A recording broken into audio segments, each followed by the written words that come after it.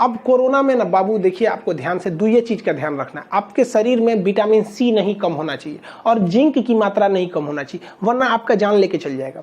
Zinc कहाँ से ले लेंगे? तो जिंक ले लेंगे, आप बॉयल अंडा खा लीजिए, गर्म दूध पीते रहिए। तो हर घंटे 1 कप गर्म दूध पीते रहिए, नहीं कि एक के बाद 2 लीटर पी जाए, हर घंटे 1 कप पीते रहिए, क्योंकि गला को गर्म रखना जरूरी है। तो यहाँ से आपको मिल जाएगा, जिंक की मात्रा कंप्लीट हो जाएगी।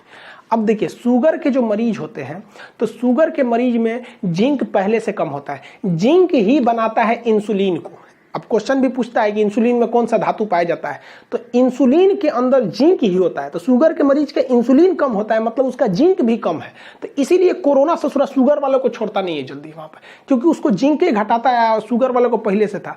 तो ये ध्यान रखिएगा। अब विटामिन सी, देखिए विटामिन सी का सिंपल सी बात बताते हैं, आपको क्लास में भी पढ़ाएं। ये एक ऐसा विटामिन है जो क्या करता है भैया, ये स्टोर नहीं हो सकता है, शराब पीने पे नष्ट हो जाता है, पेशाब करने पे नष्ट हो जाता है, भोजन को उबाल देंगे तो नष्ट हो जाता है, सब्जी छील देंगे तो नष्ट हो जाता है, मांसाहारी भोजन में विटामिन सी नहीं पाया जाता है, विटामिन सी को हम स्टोर करके नहीं रख सकते हैं, जब तक पेट में रहेगा तब तक काम करता है। ये सारा बता दिए बायो के क्लास में। तो विटामिन सी खट्टे फलों में पाया जाता है।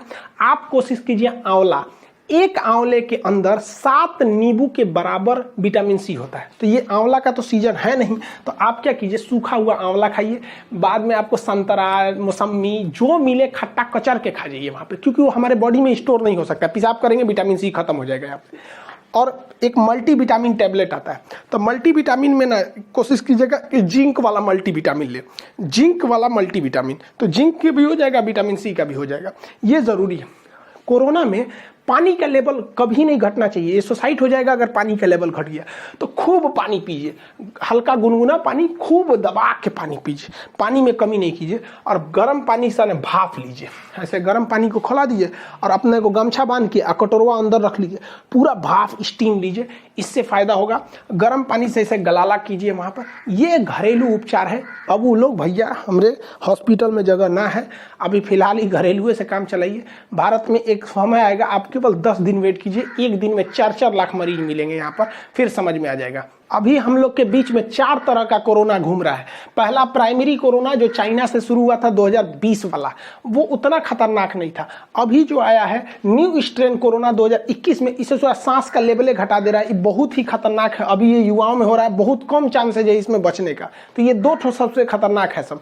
अब एक होता है पोस्ट वैक्सीन कोरोना, कि किसी को वैक्सीन लग गया है और वैक्सीन लगने के 15-20 दिन बाद कोरोना हो गया, तो ऐसे व्यक्ति को घबराने की जरूरत नहीं है। पोस्ट वैक्सीन वालों को कोई दिक्कत नहीं है। और एक होता है री इन्फेक्टेड कोरोना, कि किसी व्यक्ति को कोरोना हुआ था 2020 में, अब फिर 2021 में हो गया, तो उसको भी घबराने की जरूरत नहीं है। तो इन दोनों को घबराने की जरूरत नहीं है।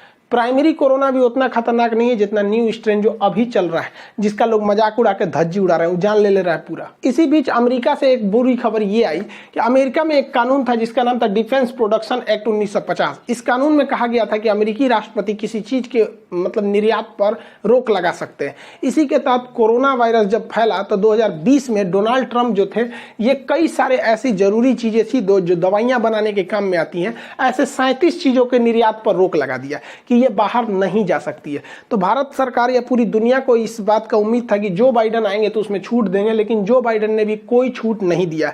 तो 37 ऐसे चीज है जिसमें दवाइयों की शीशी है, ढक्कन है, उनका फिल्टर है, बहुत सारे ऐसे टोटल 37 चीज है जिसका मतलब उन्होंने रोक लगा दिया। लेकिन इसमें सबसे जरूरी जो जिस रसायन पर रोक लगाया गया, जिस केमिकल पे, उसका नाम है एडजुवेंट केमिकल। ये एडजुवेंट क्या करता है, कोरोना के जो वैक्सीन है इसके पावर को बढ़ा देता है ताकि ज्यादा से ज्यादा एंटीबॉडी उत्पन्न हो, और ये वैक्सीन की पावर को बढ़ाता है। अमेरिका इस पर रोक लगा रखा है।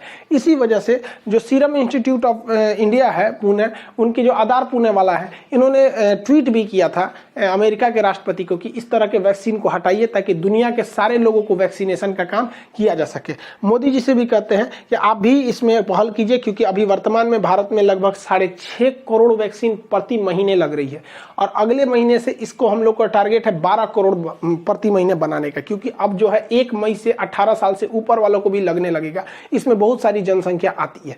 तो मोदी जी से गुजारिश करते हैं, आप कोशिश कीजिएगा तो हो जाएगा, क्योंकि आप ही कर सकते हैं। ऐसा हम लोग आपसे गुजारिश करेंगे। मोदी जी से भी पिछले वीडियो में हम बोले थे कि इंडस्ट्रियल ऑक्सीजन को रोक देना चाहिए, कि सरकार को इंडस्ट्रियल ऑक्सीजन नहीं देना चाहिए। मोदी जी थैंक यू, आप बात मान लिए। अगले दिन वीडियो बनाए, उसके अगले दिन पेपर में देख रहे हैं उद्योग को ऑक्सीजन आपूर्ति पर केंद्र ने रोक लगा दी। तो ऐसे मोदी जी विनती करते हैं कि अमेरिका पे भी दबाव बनाइए, क्योंकि अगर अमेरिका से केमिकल आएंगे तो भारत में वैक्सीन बनेगी, और भारत की वैक्सीन ही अफ्रीका जैसे गरीब देशों में जाएगी, वरना इन्हें कोई पूछने वाला नहीं है। हमारी ही एक ऐसी संस्कृति है जो वसुधैव कुटुंबकम कहते हैं, पूरी दुनिया को अपना परिवार मानते हैं, वरना इन्हें मरता छोड़ देगा। और वैक्सीन कितना जरूरी है इसका एग्जाम्पल आप इजराइल से ले सकते हैं। इजराइल अपने यहाँ छोटे बच्चों को छोड़कर बाकी सारे लोगों को वैक्सीन लगा दिया, और आधे से ज्यादा जनसंख्या को वैक्सीन का दूसरा डोज भी लगा दिया है।